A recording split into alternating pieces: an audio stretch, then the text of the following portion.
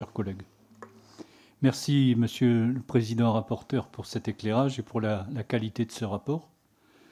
Votre déplacement est un témoignage de soutien de la représentation nationale à l'Arménie dans la situation géopolitique complexe qu'elle traverse. L'instabilité internationale est aggravée depuis la guerre en Ukraine avec la remise en cause de nombreuses règles internationales, à commencer par celle de l'intangibilité des frontières. Cette nouvelle donne de relations internationales est, hélas, une incitation pour certains États illibéraux, comme ils sont parfois qualifiés, à adopter des attitudes belliqueuses, voire prédatrices. Vous le soulignez dans votre rapport, l'Arménie est un îlot de démocratie et de développement économique dans le Caucase. Je m'interroge cependant sur les conséquences politiques du récent conflit au Haut-Karabakh et des menaces plus globales qui pèsent sur le pays.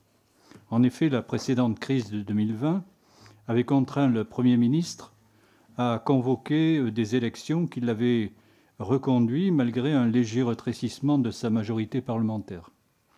Pouvez-vous nous dire si cette menace géopolitique exacerbée, puisque, comme vous l'écrivez dans votre rapport, les intérêts contradictoires de ses voisins ne peuvent qu'être satisfaits au détriment de l'Arménie, risque de faire sortir le pays des rails démocratiques fragiles que vous avez décrits.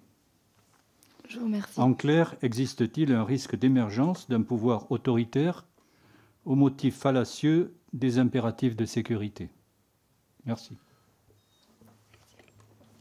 Votre micro, cher collègue. Merci. Je n'ai pas besoin de 2 minutes et demie pour vous dire oui. Le risque, il y a un risque de déstabilisation dans une situation aussi confuse, internationalement, aussi tendue sur le plan intérieur par la présence peut-être de moins de 100 000. Hein. On a donné le chiffre de 100 000. On considère d'ordinaire que c'est plutôt autour de 80 000, 90 000. Enfin, ça ne change rien. Hein. Donc on a cette présence-là. Il y a l'opprobre de la défaite qui frappe toujours un dirigeant.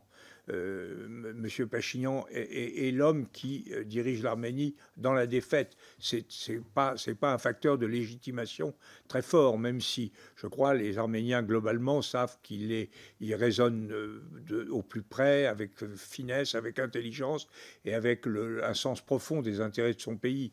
Mais donc tout ça fait que nous devons faire attention. C'est pourquoi je dis qu'il faut absolument contribuer à une réintégration dans la société arménienne et ailleurs, pour ceux qui choisiraient une diaspora plus lointaine, mais dans la société arménienne de ces réfugiés. Il y a aussi une perspective à laquelle il faut peut-être réfléchir, qui est la perspective d'adhésion à l'Union européenne. Après tout, la Géorgie est le pays voisin, on lui a ouvert une perspective. La Géorgie, on ne peut pas dire que la situation intérieure de la Géorgie soit très stabilisée. Économiquement, ils ont fait de grandes choses.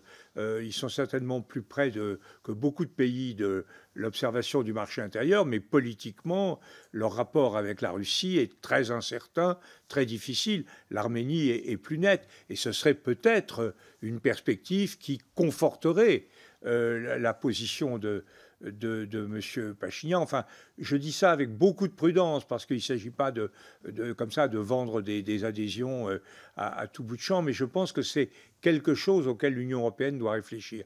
En tout cas, mon cher collègue, je suis sûr d'une chose, c'est que les Européens ont un rôle tout à fait important à jouer pour aider M. Pachinian et, d'une façon générale, les partis démocratiques arméniens à se stabiliser. Je pense que là, nous avons vraiment un devoir de solidarité constante, financière, politique, culturelle. Nous devons les aider à trouver la sérénité et la paix. Mais le risque est là et les Russes n'ont aucune envie de préserver un régime démocratique comme celui-là.